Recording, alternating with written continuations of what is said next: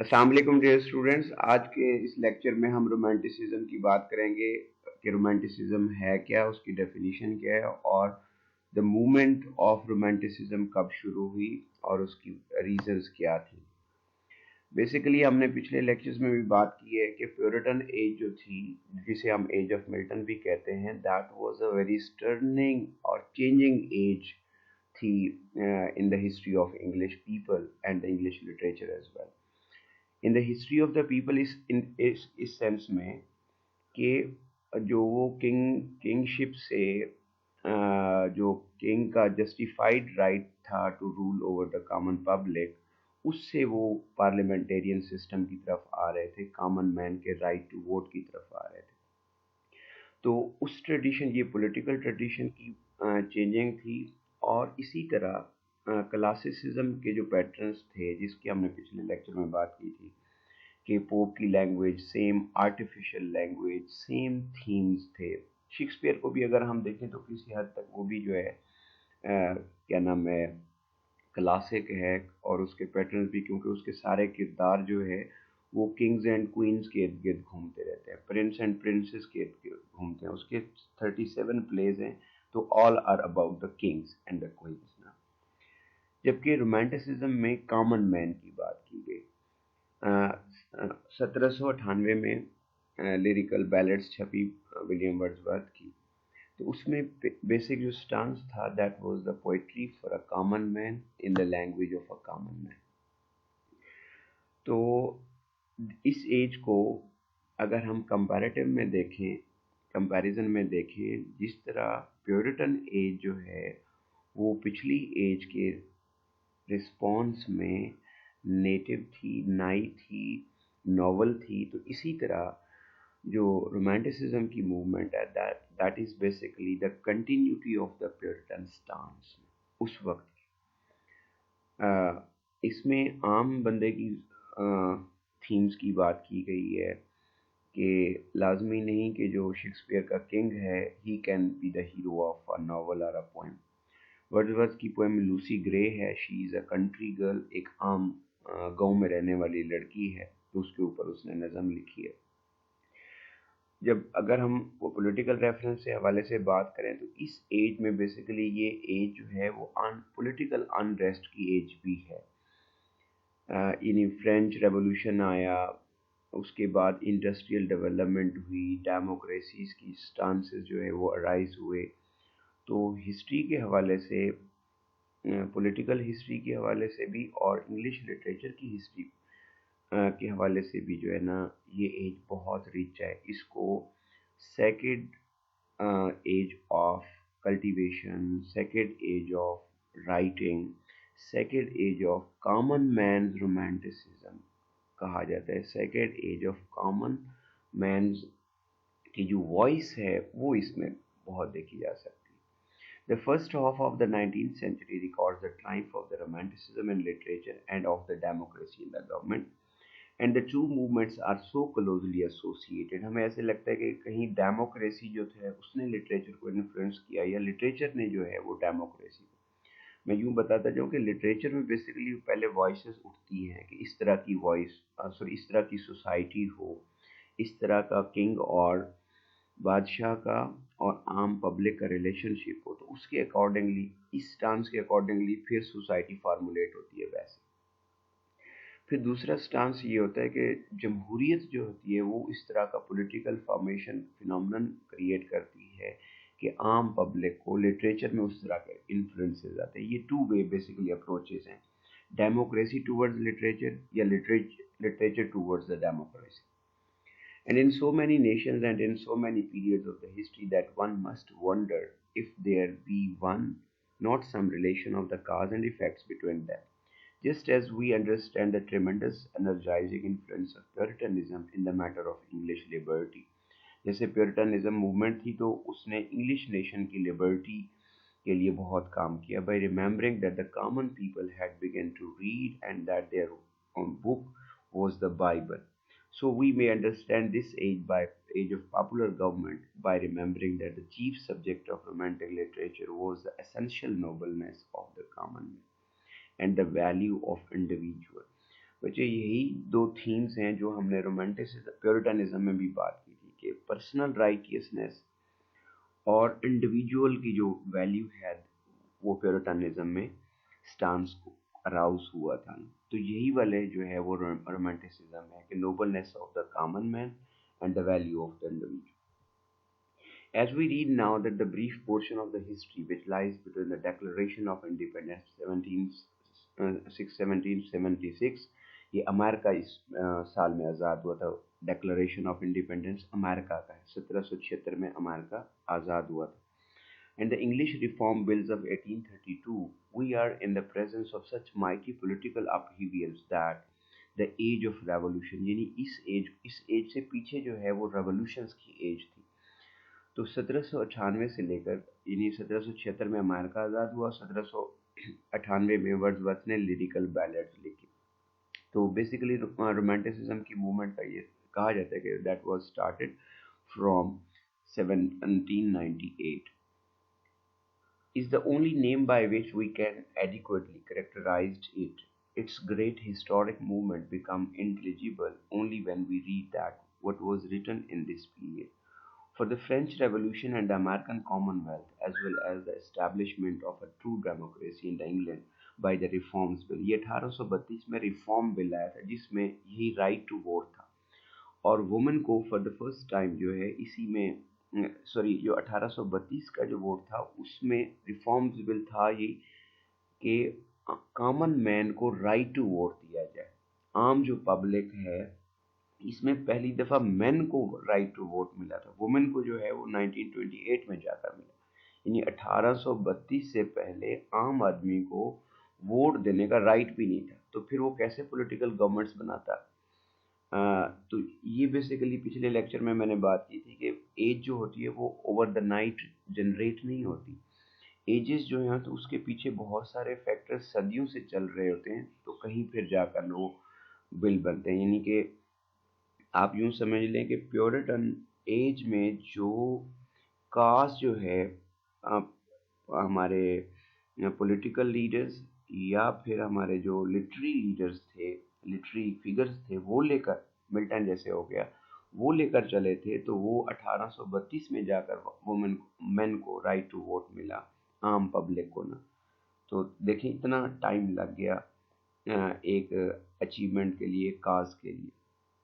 The reforms bill were inevitable results of the ideas which the literature has spread rapidly through the civilized world. यहाँ पे वो ये कह रहे हैं कि लिटरेचर के थ्रू ये सारी चीज़ें पॉसिबल हुई। रिफॉर्म्स बिल जो है वो जो डिमांड्स लिटरेचर में किए गए तो वो फिजिकल फॉर्म में, गवर्नमेंट फॉर्म में 1832 में रिफॉर्म बिल्स और फ्रेंच रेवोल्यूशन की सेंस में। Liberty is fundamentally an ideal, and that ideal beautiful, inspiring, compelling, as a loved banner in the wind, was kept steadily before men's mind by the multitude of the books and the pamphlets as far as the Burns poems, Thomas Paine's The Right of the Man, all read eagerly by the common people. इन चीज़ों को लोग आम आदमी जो है बड़े शौक से पढ़ते थे। All proclaiming the dignity of the common life. आम आदमी की जो लाइफ थी उसको डिग्निफाई किया गया, उसको इज्जत बख्शी गई, उसको रोमांटिसाइज किया गया। And all uttering the same passionate cry against every form of class और कास्ट ऑपरेशन, कि किसी भी किस्म की क्लास या कास्ट यानी ज़ात और नस्ल की ऑपरेशन को के खिलाफ मतलब बात की गई। The first dream the ideal in some human soul, then the written word which proclaims it impresses the other minds with its truth and beauty. Then the united and the determined effort of the men to make a dream a reality. पहले उन्होंने ख्वाब देखा, for example कि एक society होनी चाहिए जिसमें किसी किस्म की क्लास और कास्ट नहीं होनी चाहिए, कोई गरीब और अमीर नहीं होना चाहिए। फिर उन्होंने इस तरह की सोसाइटी की प्रैक्टिकल फार्मूलेशन के लिए भी डिटरमेंट हुए कि उस ख्वाब को हम रियलिटी में तब्दील कर सकें। That seems to be a fair estimate of the part that literature plays even in our political progress.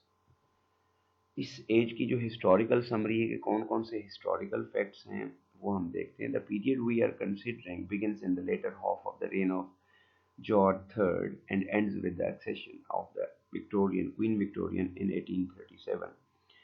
1837 में क्वीन विक्टोरिया बनी, तो इसलिए इस इस एज को के बारे में काफ़ी सारे स्टांसेस हैं कि कुछ कहते हैं कि जी रोमांटिक एज जो है वो लिरिकल बैलेट से शुरू हुई with the publication of lyrical ballot 1798 में शुरू हुई और कीट्स की डेथ के साथ ही ख़त्म हो गई। कीट्स की डेथ जो है वो 1824 में हुई। कुछ इसे 1800 से लेकर 1832 तक ले जाते हैं कि जब पहली दफ़ा फर्स्ट रिफॉर्म्स बिल आए, और कुछ हिस्टोरियन जो है इसे 1837 तक ले जाते हैं कि जब से क्वीन विक्टोरिया क्वीन बनी, क्योंकि वो 1837 बनी। और कुछ क्रिटिक्स इसे जो है ना जनरली अमूमी तौर पर 1800 से 1850 तक ले जाते हैं। बहरहाल हम 1897 से लेकर 1832 तक तो हम इसे हर सूरत में कंसीडर कर सकते हैं कि ये इरा है इस एज का। तो इसमें when on a foggy morning in the November 1783, King George entered the House of Lords and in trembling voice recognized the independence of the United States of America. He unconsciously proclaimed the triumph of that free government by free men which had been the ideal of English literature. आपको पता है ना कि English ये जो America है ये पहले कॉलोनी था इसी बरतानिया की। तो 1776 में जब वो आज़ाद हो गया तो किंग को भी उसकी पॉलिटिकल एलीट को भी पता लगना शुरू हो गया कि नौ जो है हम लोगों को अपनी मर्जी के अकॉर्डिंगली बाइंड नहीं कर सकते अपनी विल के अराउंड ना। तो जो मूवमेंट्स यानी कि लिबर्टी की मूवमेंट्स थी वो स्टार्ट अप हो गई थी।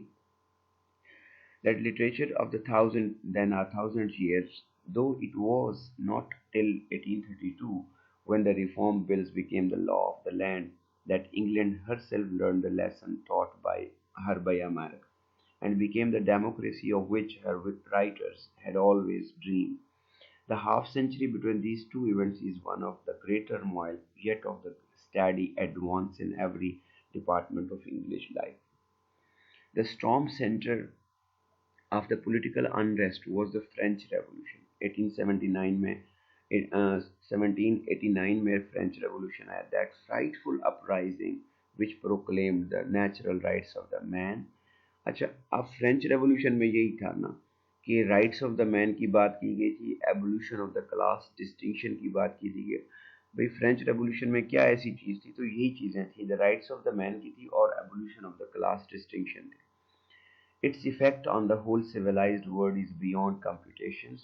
Patriotic clubs and societies multiplied in England, all asserting the doctrine of liberty, equality and fraternity। और ये वाला बेसिकली लोगो था फ्रेंच रेवोल्यूशन का, लिबर्टी होनी चाहिए, आज़ादी होनी चाहिए, इक्वालिटी होनी चाहिए, बराबरी होनी चाहिए एंड फ्रेटर्निटी, और जस्टिफाइड हर बंदे का जस्टिफाइड राइट्स होने चाहिए।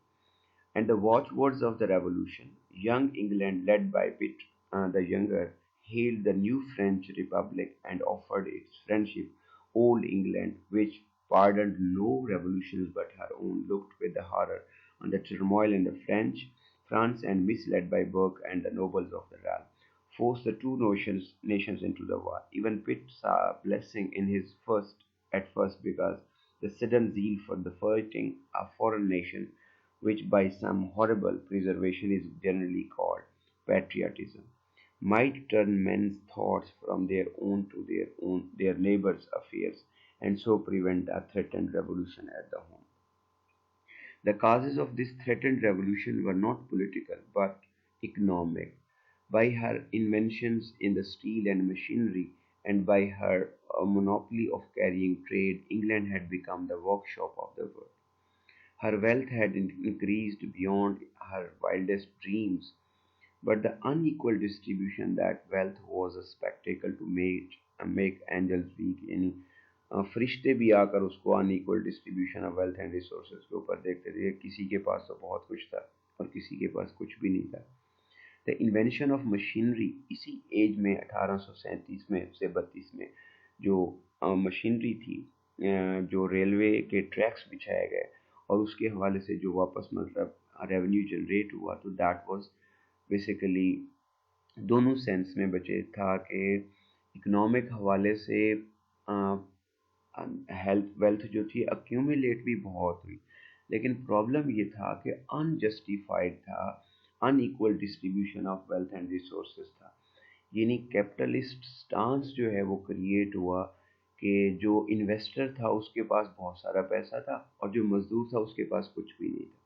तो यानी जो रेल बिछाने का ठेका लेता था उसके पास बहुत सारी बचत होती थी, और जो रेल बनाता था मजदूरी करता था उसके पास कुछ भी नहीं था। तो इसी वजह से ये फ्रेंच रेवोल्यूशन आया, unequal distribution of wealth and resources की बेसिस पर, कि सोसाइटी में जस्टिफिकेशन नहीं थी, जस्टिफाइड डिस्ट्रीब्यूशन नहीं थी।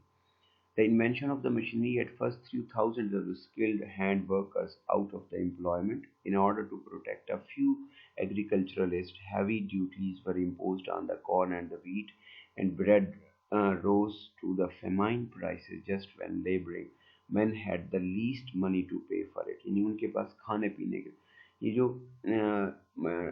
टैक्सेस की बात की गई उनके ऊपर हैवी ड्यूटीज, यानी कि आम आदमी जो किसान के प्रोडक्ट्स थे। अभी अगर आप बात कर लें कि फॉर एग्जांपल जो इंडस्ट्रियलिस्ट हैं उनको वो उनकी जब प्रोडक्ट मार्केट में जाती है तो कभी प्राइसेस फ्लक्चुएट नहीं होती।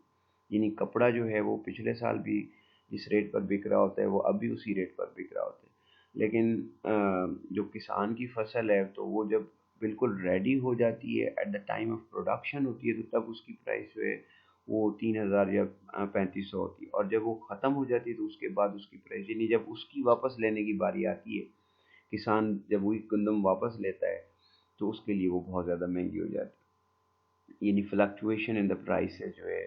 और या जैसे हम ये देखते हैं कि जी पहले जब हम प्रोडक्ट करते हैं तो वो गवर्नमेंट जो है वो बाहर भेज देती है, और जब गवर्नमेंट अपना प्रॉफिट कमा लेती है तो वो फिर बाहर से लेकर कुछ उसमें अपना प्रॉफिट लेकर अपनी ही पब्लिक को दोबारा बेच देती है। And bread rose to the famine prices.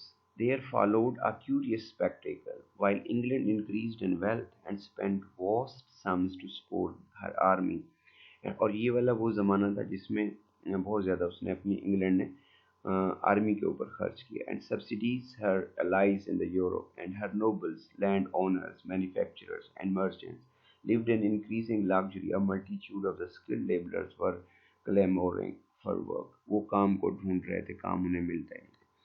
Father sent their wives and little children into the mines and the factories. अगर हम चार्ल्स लेटर ऑन हम विक्टोरियन एज की बात करेंगे तो टॉमस हार्डी के जो नॉवेल्स हैं वो भी बिल्कुल इसी इकोनॉमिक क्रंचेस और इकोनॉमिक इम्पल्स को की बात करते हैं अपने नॉवेल्स में। और चार्ल्स डिकन तो पर्टिकुलरली इस इकोनॉमिक अपहीवियल्स की बात करता है। चार्ल्स डिकन्स के नॉवल में हमें फैक्ट्रियों के मजदूर नज़र आते हैं जो बाहर सड़कों के ऊपर बैठे होते हैं काम ढूंढने के लिए। तो mines and factories where 16 year hours, 16 घंटे की काम करना पड़ता था। Would have hardly pay for the daily bread, यानी इतना भी उन्हें उनके पास नहीं होता था कि वो रोज़ाना का खाना खा सकें। And in every large city were the righteous mobs made chiefly of hungry man and women, यानी लोग एहतजाज करते थे जो भूख हड़ताल करते थे। It was this unbearable economic condition and not only political theory but Burke's suppose which occasioned the danger of another English revolution.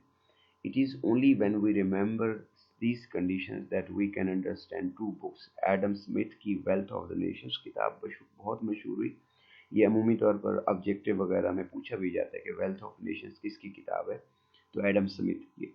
And Thomas Paine's the rights of the man which can hardly be considered as literature, वो literature नहीं political documents हैं but which exercise an enormous influence in England.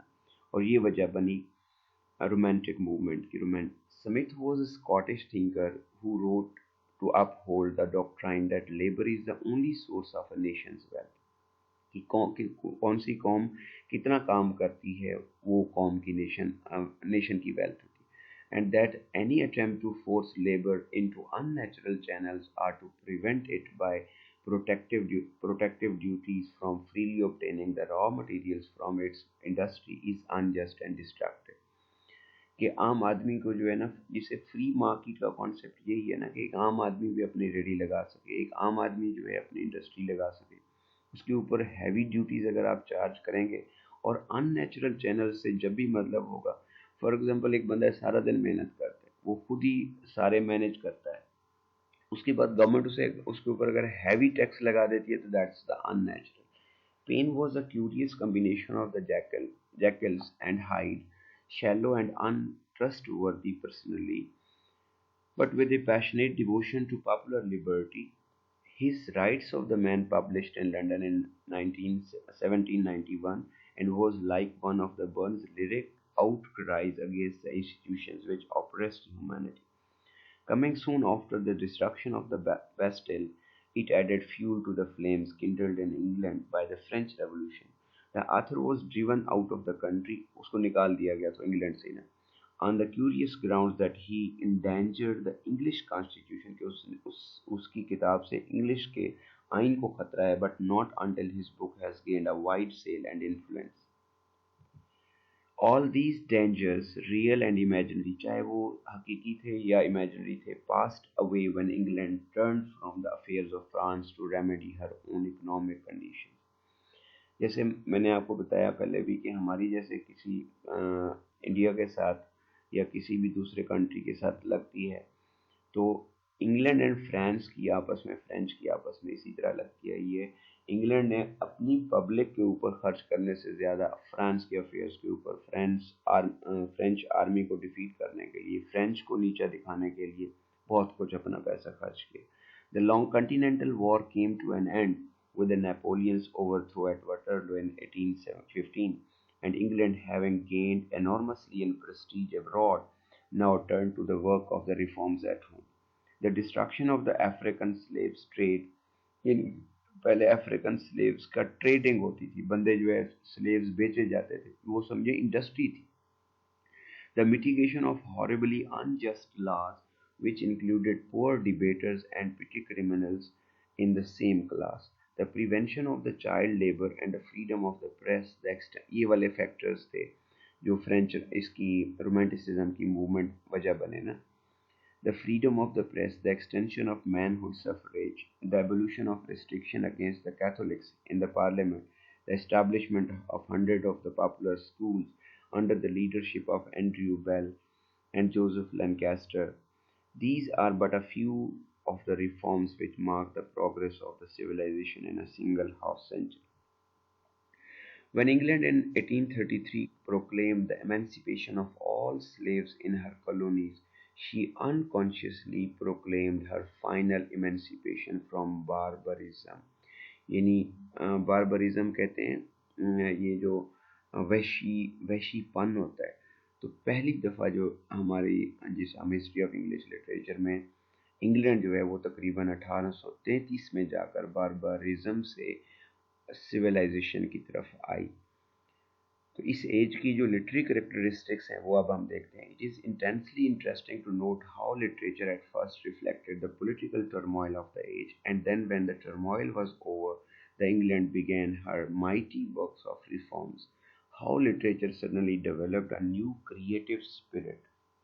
ये age जो है new creative spirit की age है, क्योंकि इतने मुश्किलात और हालात की परेशानी के बाद क्रिएटिव स्पिरिट जो थी that was natural in the literature, which shows itself in the poetry of Wordsworth, Coleridge, Byron, Shelley, Keats, and in the prose of Scott, Jane Austen, Lamb, and De Quincey. A wonderful group of writers whose patriotic enthusiasm suggests that Elizabethan age and whose genius has caused their age to be known as the second creative period of our literature. पहला जो है वो romantic है, तो दूसरा या renaissance period की हम बात करें तो दूसरा हमारा ये second creative period. Thus, in the early days when old institutions seemed crumbling का माना शेक हो रहे थे, with the Bastille, Coleridge and Southey formed their youthful scheme of Pentecost on the banks of the Susquehanna, an ideal commonwealth in which the principles of More, in A. Thomas More का है utopia ideal word को कहते हैं, should be put in practice. Even Wordsworth, fired with the political enthusiasm, could write. ये उसकी French revolution poem है, उसमें से ये पहली लाइन है कि bless was it in that dawn to be alive, but to be young was very heaven. यानी कहता है कि उस एज में ज़िंदा रहना, यानी जिस एज में ये फ्रेंच रेवोल्यूशन की एज थी, तो उसमें ज़िंदा रहना ब्लिस था, नेमत था। अ, क्योंकि उस वक्त उम्मीद फूट रही थी, कॉमन मैन की जस्टिस जस्टिस की बात हो रही थी। तो और फिर कहते हैं to be young was very heaven. लेकिन जो बंदा 70 साल का है, बूढ़ा है, उस एज में जिंदा है, तो उसके लिए कहते हैं इतना चार्मिंग नहीं था जितना कि एक बंदे की उम्र 10 साल की है, अभी उसने आंख खोली है। और उसका यूँ समझ लें कि एक बंदा 70 साल की उम्र में फ्रेंच रेवोल्यूशन को देखा और उसकी ज़िंदगी जो है वो 80 साल की है, तो वो उसके समरात जो हैं जस्टिस के, पीस के, वो 10 साल देखेगा ना।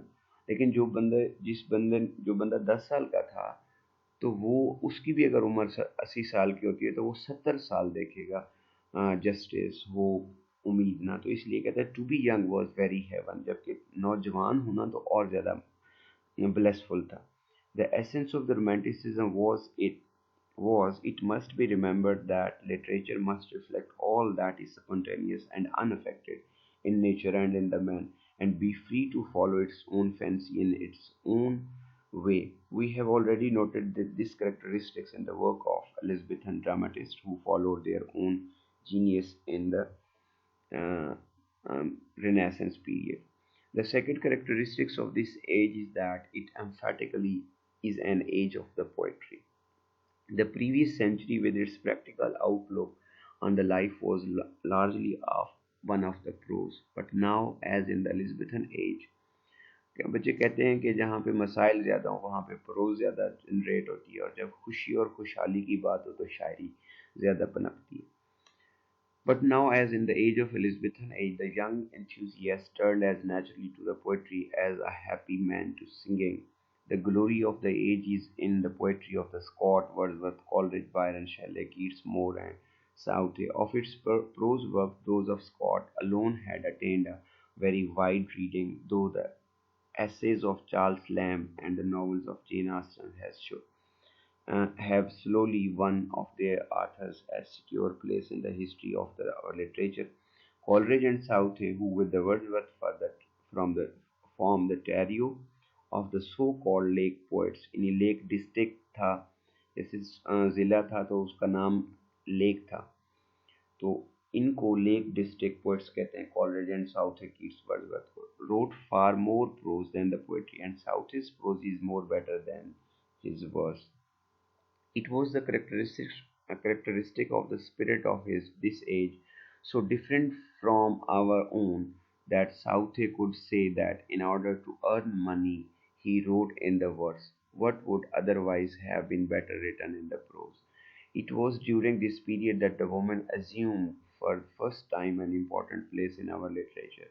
Probably the chief reason for this interesting phenomenon lies in the fact that woman was for the first time given some slight chance of education, of entering into the intellectual life of the race. इन्हीं के इससे पहले women के लिए तो कोई possibility भी नहीं थी पढ़ना लिखने की ना, और नावल लिखना तो और। तो जेन आस्टन जो है वो she is the first women जिसने अपनी पोजीशन संभाली as a novelist. And as is always the case when woman is given anything like a fair opportunity, she responded magnificently. A secondary reason may be found in the nature of the age itself, which was intensely emotional.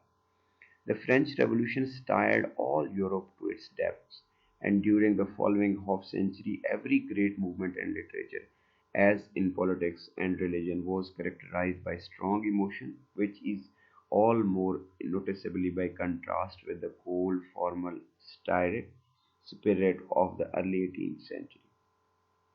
अब हम women के हवाले से बात कर रहे थे, जैसे as woman is naturally more emotional than the man, it may well be that the spirit of this emotional age attached her and gave her the opportunity to express herself in literature. As all strong emotions tend to extreme, the age produced a new type of the novel which seems rather hysterical now, but which in hysterical is in sense में कि खातून लिख रही है, यानी खातून की पहले तो तालीम के हवाले से भी, यानी अब कोई बहुत ज़्यादा कन्वेंशनल बंदा हो ना, तो वो अगर किसी खातून को पेंट शर्ट्स में देख ले तो वो कहेगा कि जी बस बेहयाई का ज़माना आ गया है, मरने के करीब हो गए हैं, दुनिया ख़त्म होने वाली है। तो जब उन उन उस एज में देखा गया कि जहाँ पे बच्चे मैन को राइट टू वोट मिल रहा है 1832 में, और जेन आस्टन जो है वो 1805 में नावल लिख रही है, तो it was definitely historical for them कि क्या हो गया, वुमेन इज राइटिंग जो है novel, but which in its own day dilated the multitudes of the reasons whose nerves were somewhat excited and who revealed in the book stories of supernatural terror. Miss Annie Radcliffe जो थी 1823 तक में उसकी death हुई, was one of the most successful writers of this school of exaggerated romance. Her novels with her Ozerized heroines haunted castles, tread doors, bandits, abductions, rescues in the nick of the time, and a journal melody of the override joys and horrors were immensely popular, not only with the crowd of the novel readers, but also with the men of unquestioned literary genius like Scott and the Byron. In marked contrast to these exaggerated stories in the enduring work of Jane Austen, with her charming description of everyday life, and of Maria Edgeworth, whose wonderful picture of the Irish life suggested to Walter Scott the idea of writing his Scottish romances to other women who attained a more or less lasting fame were Hannah More, poet, dramatist, and novelist, and Jane Porters, whose Scottish chiefs and the Thaddeus of the Warsaw are still in demand in our library, because these were Fanny Burney and several other writers whose works in the early part of the 19th century raised women to the high place in the literature which she has ever since maintained. इसी तरह in this age the literary criticism became firmly established by the appearance of the such magazines, यानी कि literature की evaluation के हवाले से भी काम किया गया कि लिटरेचर को किस तरह evaluate किया जाए.